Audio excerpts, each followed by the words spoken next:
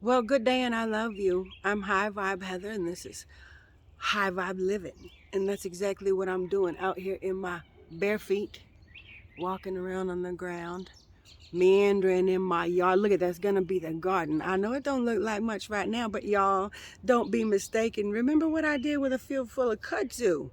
I made a 45 by 15-foot garden. Yes, a fairy forest and a meditation meadow. Snap. Yes, I did that. So we're about to turn this up. Anyway, I have a thought for you today. Pluto and Saturn are changing signs respectively, which will mean massive shifts on the individual level and then that for the collective, okay? Which of course the individual shapes the collective. That's key. Remember that if nothing else. If the universe herself were standing in front of you and she said, what's your game plan? Tell me what it looks like for you for the next year, the next 5 years, the next 10 years. And you're like feeling optimistic, right?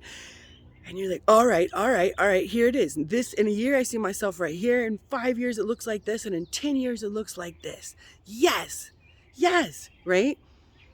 As long as my significant other is completely on board and supportive in the ways that I approve of and find deeming worthy, that came out wrong. You know what I'm trying to say. As long as this person changes their ways so that they're more agreeable, as long as this system gets with this and those laws this and blah, blah, blah, blah, and as long as most everyone around me approves. If any of those trip your triggers, then that's the thing to pay attention to for where you need to heal self and release yourself from that bondage. In my program of recovery, we talk about we talk about wanting to be liked, loved, and accepted, and that we're very, very motivated in this way, which I extremely am, like every other human, right? And so I have to decide on a personal level that if this is really what I feel like I want to do, if I have spent time with my source and myself and decided on a soul level that this decision is right for me, then I have to be prepared to move forward for an audience of one. And that means that if everyone around me doesn't approve, and if everyone around me doesn't agree, and if no one around me changes a damn thing, I still get to move forward. And that releases everyone around me from being responsible for my crap or lack of initiative or action. And it releases me from the self-sabotaging behavior where I want to blame everyone around me. This actually puts the focus back entirely on me. And then I realize that if I really want to plot this path, I really want to be successful in these ways, and I really want to achieve these goals that I laid out for myself, well then snap, it's entirely on me.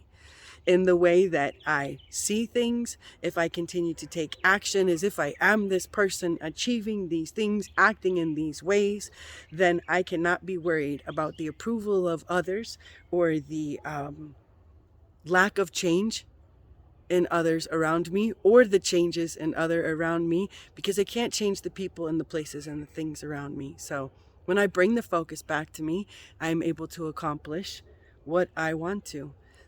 And then the thing is just to make sure that that's what's right in my heart, and then to affirm that every day. You got to get with yourself every day and strengthen that bond with your source and yourself so that that voice is louder than that what you hear on the outside. Thank you for joining me today. Subscribe to my YouTube channel, subscribe to my social media channels, and leave a comment below about what you'd like for me to talk about.